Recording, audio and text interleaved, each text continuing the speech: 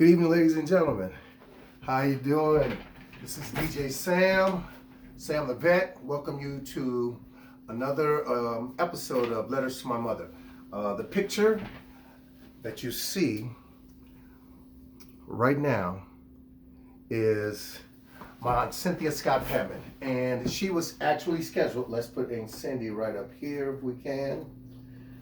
She won't go where she want to go, but we're gonna put her right there.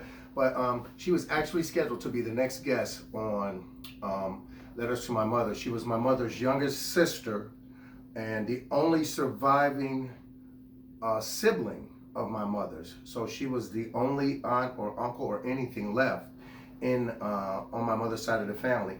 And unexpectedly, she passed away a couple of weeks ago, just before I was supposed to go over to her house to tape this episode. And she also bought a new keyboard that she wanted me to put together to her. So today's episode of Letters to My Mother is dedicated to my Auntie Cynthia Scott Hammond. I had five amazing aunts actually, and but this one, she was special. She was very, very special to me. So this is the glove that I actually wore when we carried her casket for interment. So I'm gonna have that on today, representing my aunt. And I wanna send a shout out to my cousin Mike and his wife Latisse. And you all keep staying together, praying together. Wonderful couple, my auntie's only son. Once again, like I said, thank you all for joining me in another episode of Letters to My Mother. It has been something else getting to this point. Briefly, for those of you all who aren't familiar, for my new friends in the military and ex-military people that are in the groups that are now a part of my family in Facebook, Veterans to Veterans, Air Force veterans, Air Force retired veterans, and so on and so forth, welcome you all to this edition. And briefly, these are letters that I wrote to my mother during my 5-year enlistment in the United States Air Force. I got out in July of 1984, and during the holiday season in 1984, she unexpectedly became very ill, had an aneurysm, died the day after Christmas, and I never really got a chance to spend the holiday with my mother again, you know, after going in. So these letters that I've been reading, and if you've seen some of the past episodes, these letters are letters that I'd written to my mother during my 5-year enlistment that were returned to me a couple of years ago after having been found. So some 30 years later, these letters are returned to me, and suffice to say, I don't know if I ever really grieved properly for my mom, being the only male, had 6 sisters, and I was always her man, her king, or so on and so forth. But reading these letters, sharing these letters with you, introducing the grandmother to some of my children who've been guests and nieces and nephews and things like that has been truly a joy, and I've gotten a great response from all of you all who have actually tuned in to the YouTube channel or caught it on Facebook or something like that. So thank you all. You know, I'm not trying to build a huge following, but for anyone who wants to listen and who may identify with some of the letters and some of the things that we talk about, you're welcome. And I'm always looking for comments, and subscribe if you like it. So like I said, I'll probably get quite a few comments because a lot of my Air Force family and military family will recognize some of the things that I talk about. So what I do is I have this basket with all the letters in it, and I reach in, pull out a basket, which is the same thing that any guests that come onto the show do. Reach in and pull out a basket, and pull out a letter. I just dropped the letter. Reach in and pull out a letter, and from that point, I'm gonna read this letter and see what was happening when I was in the Air Force and I wrote a letter to my mother. Hello, Mom, and how is my best girl doing? I'm doing okay, I guess. It seems that the closer I get to coming home, the more homesick I get. Especially when I talk to Viv or Nisi. I just miss my sisters so much. Viv and Denise, my 2 older sisters, and we were like a threesome, you know, and hanging out together and so on and so forth. They were a little bit older than me, but they always made sure their brother was in tune with them. So Marion and Denise, we call them Viv and Nisi, those are my 2 older sisters. And I did used to, get in their hair a little bit so much. So I just miss my sister so much. You see, there's no one here for me to pester. I know time will pass by soon enough, though, so I really try not to let it bother me. Maybe if this base wasn't so boring, it wouldn't matter too much. That's Lackland Air Force Base. You know that base can be boring for some of you out there. This was back in 1979, remember. But the training at the academy is really nice, though. You learn every police tactic there is. I was a law enforcement specialist, of course. I had to go and qualify with a 38 caliber revolver. That tells you how long ago it was. We were using revolvers back then. And it was easy. I didn't make marksman my first time, but I did score 84 out of 100. And that's not bad to say. I've never shot a gun before. Well, I had never shot 38 before, but the rest of it is another story. That's what I told my mom. The rest of the training here is fun too. It's hard and rough, but fun. These 4 guys got discharges because they didn't like it. Like in physical apprehension and restraint techniques, you learn how to capture someone with your hands only. And then we learn how to catch criminals up in houses and factories. Really, all we do is play rookies and SWAT. And those were 2 popular TV shows back then for those of you all who don't know. One was called The Rookies and one was called SWAT. And of course, incarnations of SWAT have taken place over the years, so a lot of people are familiar with SWAT. But The Rookies was like one of the first police type shows back then with these 3 young guys. There's like almost like The Rookie. There's a new show on like now with an older guy as a rookie. Well, these were 3 young guys, 2 white guys and a black guy going into a police academy, and their transition up into the ranks of a police officer. So, and I was just relating that to her so that she can understand exactly what type of training I was encountering while at Lackland Air Force Base and going through the law enforcement academy. Play rookies and SWAT games, but you have to do it right to pass. And that's the truth. You did it wrong, yeah, wash you back in the medic. Other than the training, the base is dull.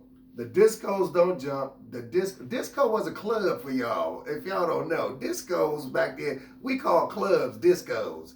And it wasn't just like in New York, 74, whatever. Any club was a disco, because that was like the type of music that was being played. The discos don't jump, and the radio plays repeat music, the same thing over and over and over. And back in 1979, there was a lot of popular music, but you heard a lot of Charlie Daniels, which I came to love, and the Coca Cabana, things like that. But these were songs that in the radio back then, that's what you listened to, is what you loved. The music was much more versatile, much more diversified back then than it is today. So, but in Lackland Air Force Base, San Antonio, Texas, they played the same thing over and over and over and over and over again. Everybody that wrote me told me of how nice the family picnic was. Maybe if you all have one next year, I can be there, because of course we're missing, you all know that have served, we're missing all types of family events that are taking place. And back then it's not like, you could communicate via Skype or FaceTime or anything like that. The only way you learned about these things was pretty much through letters that you received from your family, and they sometimes included pictures or whatever, but, and that was probably, weeks after the event had happened. So there had been a family picnic, and I was said, if you have one next year, hopefully I can be there. And so you still have it in you to play softball and frisbee. I told you that you were still young and beautiful. My mother was playing softball and frisbee. 2 things I'd never seen her do. I'd seen her play volleyball, have water balloon fights, throw a jar of flour at me, all types of madness. But I had never seen her play softball. I seen her play crack the whip and red light and jump rope and all types of things. So this was something new for me to hear, that my mom was not only playing softball, but she was also playing frisbee. Right now, all I'm concentrating on is getting out of here on time, October 9th. And that was the date they had said that I would be completed and would be going on leave and then PCS into my first assignment. So tell everyone, hello, I'll be home soon, and you stay sweet. Love, Sam. So that right there was a pretty rudimentary letter that I wrote to my mom, and just kind of outlining the things that were taking place on the base, or weren't taking place on the base, as because I described it as being dull. But back then, it was military life, and you know there wasn't as much going on, but there were things that we did do. I mean, San Antonio was a nice town to go and visit, you know, see the Alamo and walk the river walk and the tourist type things. But most of your fun came from engaging with your fellow flight members that you know, you guys spent a lot of time together. We sang. We had a couple of guys that were musicians, and there was a whole lot going on that we were able to enjoy as a result of being a pretty talented flight. And right now, today, being a member of the United States Air Force was probably one of the greatest joys of my life. And I would have actually spent much more time being a member of the United States Air Force if, you know, God and his plan for my life didn't change. So I really want to say once again, welcome and thank you for all of the military members that I've been keeping in touch with and things that we've been sharing. And man, the flashbacks in your mind are so amazing now. It's really something. And this was almost, it was kind of difficult for me to get to this point and do this episode because I had really looked forward to, I had actually last year used people that had never met my mother, like the grandchildren and things like that. This year I had started off using people who did know my mother, the one grandchild in the first episode that did know her, the first episode of season 2, and then my older sister who was the oldest child, and then it was going to be the remaining sibling, which was my Aunt Cindy. And like I said, unfortunately, she's not here, here in person, but know that I feel her every day, and I miss her sincerely. I'd say my Aunt Cindy was special, and I want to share this quick story with you all insofar as to how special she was. You know, she had a job at Toys R Us, and I actually thought for a minute that we owned Toys R Us because I would go to Toys R Us and she would pretty much let me just point at whatever I wanted, and I got it. I was one of the first kids to have a skateboard, and I mean, I had a new model car. I loved doing model cars and planes and boats and things like that. And as soon as I finished one, there was another one, and I was able to do these things with the paint she bought, and she bought all the little intricacies of being able to complete a model that normally you wouldn't be able to have, you know. And she taught me to drive, and you know, it was almost like she was she was only 9 years older than me, but it was almost like she was my other mother. And she was another one that, you know, took me a lot of places with her. We had this thing where we ate banana hot fudge sundae together at this place called Gaiety's Ice Cream in South Chicago. So I really miss her, and like I said, she was probably one of the most influential people in my life because she had an amazing voice, and it was her that inspired me to join the First Church Choir. And speaking of that, the Fidelity family and the people from James Madison Elementary School and Christ Temple Community Church, that was our sister church at the time, that knew my aunt. Thank you all for your warm wishes and your condolences and everything like that. And for letters to my mother, got a next episode coming up.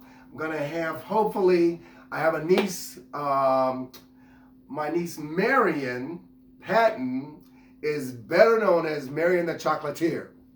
And this young lady has taught herself how to make chocolates and stuff like that, and she's gotten so good at it that she's also created a business for herself. So the legacy of my mom continues on, and you know, her grandchildren. My sisters and I just finished completing a book about our mother. There's 7 of us, 6 females and a male, and everybody gets to write a chapter about our mother from their perspective. So it should be pretty interesting. Hopefully we'll have that ready for release May 26th. Thank you all for all the support, for supporting Blop Records, supporting music and all that, supporting the artists that I work with, New Orleans Bo, and Don Diego Lomax, my nephew, and my daughter Ryan Activate Dance Company, and Reloaded Reality, and the Starting Lineup, and Kevin Smith, and all of the things that you all have been there and supporting me through. And I'm going to try to get these going a little bit better now. It's been a while since I've been able to do a Letters to My Mother episode, so we're trying to knock out maybe 2 a month from now on. So I love you all. I love you all. I love you all. Stay safe. Mask up. Continue to do what's necessary so that we can get back out and be amongst each other again, because we need hugs. Hugs is the real drugs, and we need to be able to get out there and be together. So remember, God bless, much success. In Jesus' name, you are the people that make the world go round, and you definitely, definitely, definitely make mine go around. I love you so much. Peace.